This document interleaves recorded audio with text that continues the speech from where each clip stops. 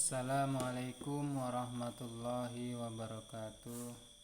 Selamat malam semuanya, Bapak dosen yang saya hormati dan teman-teman seperjuangan yang dirahmati oleh Allah Subhanahu wa taala. Sebelumnya perkenalkan, nama saya Badarudin. Saya berasal dari Tembilahan. Jurusan MPI PAI. Baiklah, dalam kesempatan pada malam hari ini saya akan menampilkan sedikit tentang ringkasan materi tentang analisis dan kebijakan pendidikan agama Islam yang merupakan salah satu tugas akhir semester atau UAS. Semoga nantinya akan memberikan manfaat untuk kita semuanya. Sebelumnya marilah kita sama-sama membaca Al-Fatihah. Bismillahirrahmanirrahim. Dengan nama Allah yang Maha Pengasih lagi Maha Penyayang. Alhamdulillahi Rabbil Alamin. Segala puji hanya milik Allah. Ar-Rahmanir Rahim, yang Maha Pengasih lagi Maha Penyayang. Maliki Yaumiddin, Raja Hari Pembalasan. Iyyaka na'budu wa iyyaka nasta'in. Hanya kepada Engkau kami menyembah dan hanya kepada Engkau pula kami minta pertolongan. Ihdinas siratal mustaqim. Tunjukilah kami jalan yang lurus. Siratal ladzina an'amta 'alaihim ghairil maghdubi 'alaihim waladdallin. Yaitu jalan orang-orang yang telah Engkau beri nikmat kepadanya, bukan jalan yang Engkau murkai dan bukan pula jalan yang sesat. Shadaqallahul azim. Terima kasih. Selanjutnya kita akan sampaikan tentang ringkasan materi analisis dan kebijakan pendidikan agama Islam. Ada beberapa poin yang mesti saya sampaikan tentang ringkasan mata kuliah analisis dan kebijakan pendidikan agama Islam. Yang pertama adalah analisis tujuan pendidikan agama Islam. Yang kedua, analisis pengembangan kompetensi guru pendidikan agama Islam. Yang ketiga, analisis materi pendidikan agama Islam. Dan yang keempat, kegunaan mempelajari materi pendidikan agama Islam. Selanjutnya, metode dan media pendidikan agama Islam. Selanjutnya, media pendidikan agama Islam. Yang ketujuh, penilaian pendidikan agama Islam. Dan yang terakhir adalah analisis penerapan pendidikan agama Islam di rumah. Yang pertama, analisis tujuan pendidikan agama Islam. Sebelumnya kita mesti tahu apa arti dari analisis sebuah pendidikan. Analisis tujuan pendidikan agama Islam adalah sebuah analisis pendidikan yang bertujuan untuk mengetahui bagaimana pendidikan, khususnya pendidikan agama Islam. Ada pendapat mengatakan, ini diambil dari pendapat Zakiyah Darajat, bahwa pendidikan agama Islam adalah suatu usaha membina dan mengasuh peserta didik agar senantiasa dapat memahami ajaran agama Islam. Artinya bahwa pendidikan agama Islam mempunyai tujuan, yakni memanusiakan manusia yang nantinya akan bisa menjadi manusia yang beriman dan bertakwa kepada Allah Subhanahu wa taala dan berakhlak mulia. Yang kedua yaitu analisis pengembangan kompetensi guru pendidikan agama Islam. Dalam dunia pendidikan tentunya seorang guru harus mempunyai suatu keahlian atau kemampuan dalam mendidik siswa-siswinya. Ada beberapa kompetensi guru yang mesti kita ketahui, yaitu ada 5 kompetensi guru, yaitu yang pertama kompetensi pedagogik, yang kedua kompetensi kepribadian, yang ketiga kompetensi sosial, yang keempat kompetensi profesional, dan yang kelima adalah kompetensi kepemimpinan.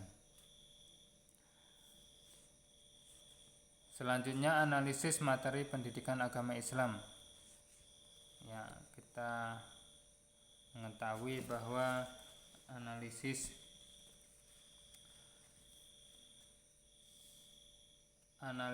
materi pendidikan agama Islam adalah materi ataupun materi pokok yang tentunya terkhusus adalah materi yang membahas tentang keagamaan atau studi Islam yang di dalamnya bertujuan untuk memberikan pemahaman kepada siswa-siswi tentang pemahaman agama Islam. Tentunya ada beberapa dasar yang harus kita ketahui dalam memilih sebuah materi pendidikan agama Islam. Yang pertama adalah dasar yuridis. Artinya ketika kita memilih sebuah materi tentunya harus mengetahui dasar-dasar filosofinya, kegunaannya, strukturalnya seperti apa. Jadi sebelum kita menyampaikan ke siswa-siswi kita harus memilih dasar, yaitu dasar yuridis. Yang kedua adalah dasar religius. Jadi kita menyampaikan materi ke siswa-siswi tentunya, apalagi materinya adalah materi khusus pendidikan agama Islam, kita harus berpatok pada dasar-dasar, yaitu Al-Quran dan Sunnah Rasul. Yang ketiga adalah dasar psikologis. Tentunya juga ketika kita melaksanakan dan menyampaikan materi kepada siswa harus tahu bagaimana kondisi siswa, psikologis siswa, dan lain sebagainya. Yang selanjutnya adalah kegunaan mempelajari materi pendidikan agama Islam.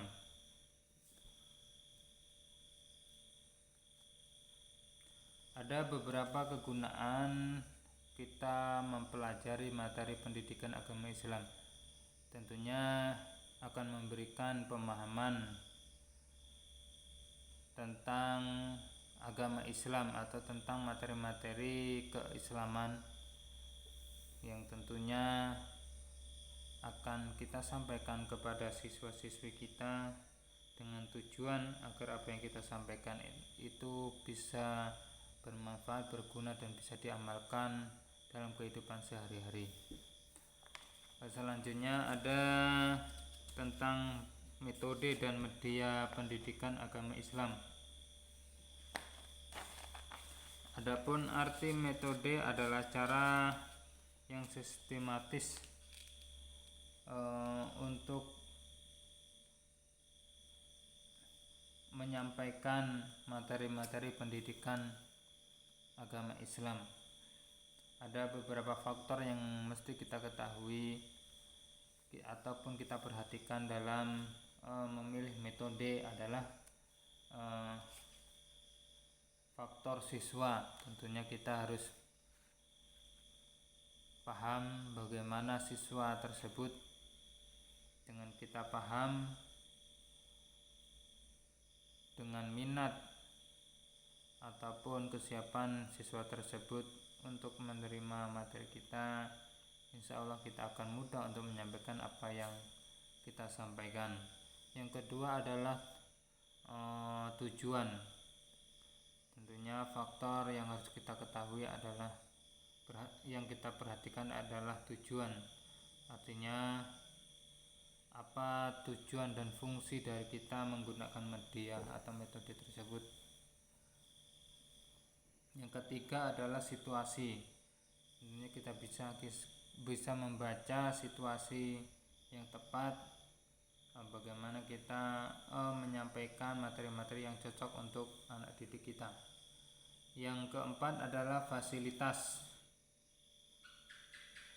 Tentunya di samping kita harus perhatikan siswanya, kondisinya, dan juga kita wajib tahu bagaimana tempat kita melaksanakan pembelajaran atau kita menggunakan metode-metode yang akan kita sampaikan atau kita pergunakan.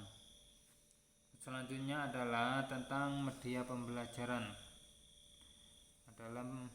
Dalam pembelajaran agama Islam tentunya kita harus mengetahui tentang media pembelajaran. Ya, ada beberapa media pembelajaran yang mungkin sesuai dengan pendidikan agama Islam. Adalah salah satunya yaitu berupa benda. Ya, berupa benda di sini adalah bisa Al-Quran dan juga dasar-dasar umat Islam yaitu Al-Hadis, ya, sebagai media pembelajaran yang kita sampaikan ke siswa. Dan ada juga kita gunakan adalah sumber daya alam. Artinya siswa-siswi tidak hanya berpatok kepada buku yang dibaca, tetapi kita bisa membaca situasi alam yang ada di sekitar kita. Selanjutnya yang ketujuh adalah penilaian pendidikan agama Islam. Penilaian adalah proses pengumpulan data untuk melihat hasil output yang kita laksanakan setelah kita melaksanakan pembelajaran. Yang terakhir adalah analisis penerapan pendidikan agama Islam di rumah. Kita ketahui bahwa agama Islam atau pendidikan agama Islam yang paling pertama adalah pendidikan di rumah. Karena baik buruknya anak tergantung bagaimana kita mendidik anak kita di rumah.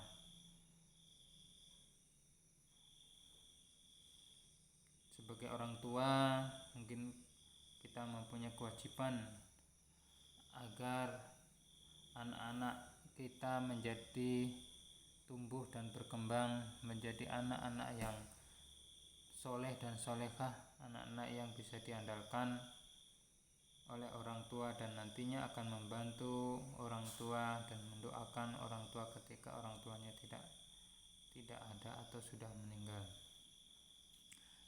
Yang mungkin itu yang bisa saya jelaskan, kurang lebihnya saya mohon maaf.